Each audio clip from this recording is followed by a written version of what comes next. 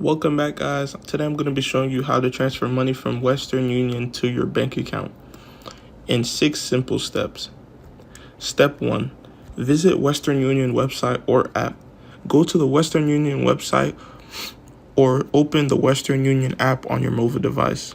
Step 2. Start a money transfer. Click or tap on the Send Money option. Select the destination country where the bank account is located. Choose bank account as the delivery method. Step 3. Enter transfer details. Enter the amount you want to send. Provide the recipient's bank account information, including the bank name, account number, and any other required details.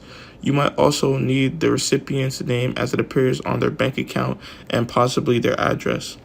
Step 4. Choose payment method. Select how you want to pay for the transfer. Options typically include credit/debit card, bank transfer, or paying at a Western Union agent location.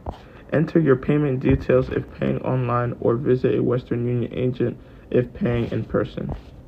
Step 5. Review and confirm.